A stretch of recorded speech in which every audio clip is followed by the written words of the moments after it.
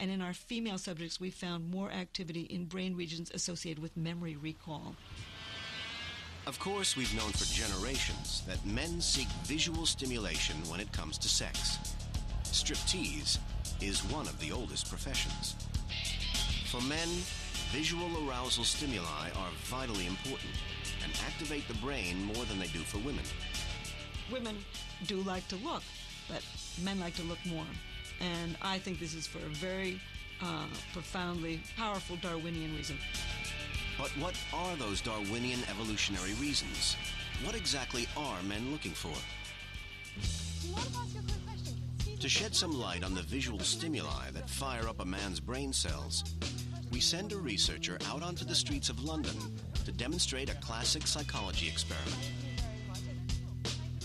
The researcher's mission: to ask men which of these 4 drawings they find most attractive.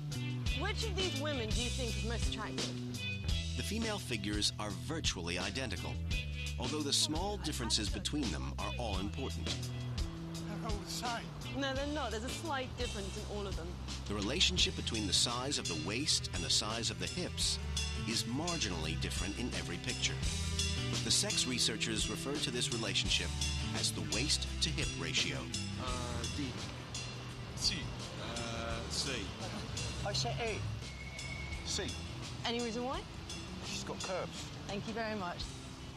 In our survey, A wins 2 votes, B has none, C attracts 15, and D scores 5. Our result is the same as in the original experiment. A clear majority of men prefer a woman just like Miss C. A woman whose waist is precisely 7/10 the size of her hips. The figure that scientists suggest is the perfect waist-to-hip ratio. With such a ratio, a woman with a 26-inch waist will have 37-inch hips. This result may not seem like much, but it gives us an insight as to what men are looking for in a sexual partner. Women with this waist-to-hip ratio of around 0.7 are thought more likely to bear babies. They find it easier to get pregnant, conceive earlier in life, and have fewer miscarriages. These features, along with well-formed lips, high-defined cheeks, and sizable breasts, are controlled by the sex hormones and are called hormonal markers.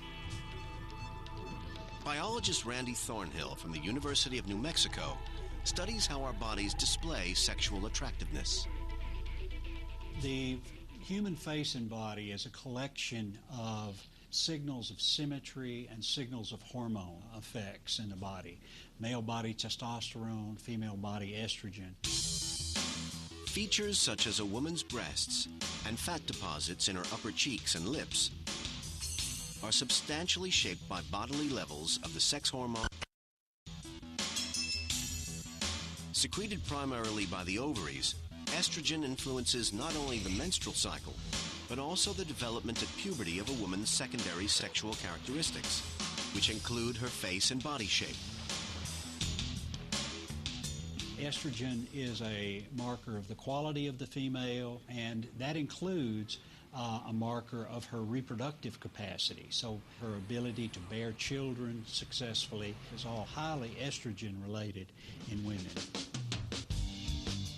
Scientists theorize that men are disproportionately attracted to women whose features indicate healthy hormonal levels, because that offers the promise of more easily producing healthy children.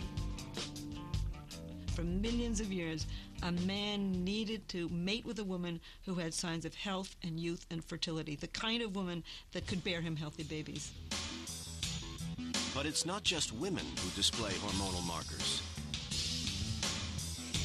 As a boy reaches puberty, testosterone secreted by the testes promotes the growth of particular masculine features, such as prominent cheekbones, a strong jaw, and broad shoulders.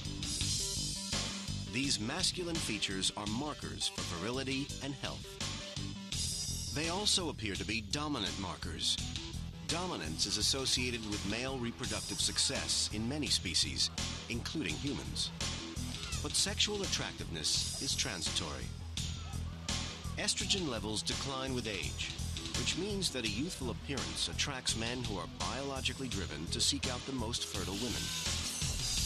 But nowadays, all is not what it seems. It is possible to fool the system by creating hormonal indicator features that nature may not have supplied or that age may have taken away. In 2004, the United States public spent almost $13 billion on cosmetic procedures. 90% of them were carried out on women. Dr. Mark Money is a cosmetic surgeon in what is probably the world's most silicone-enhanced neighborhood, Beverly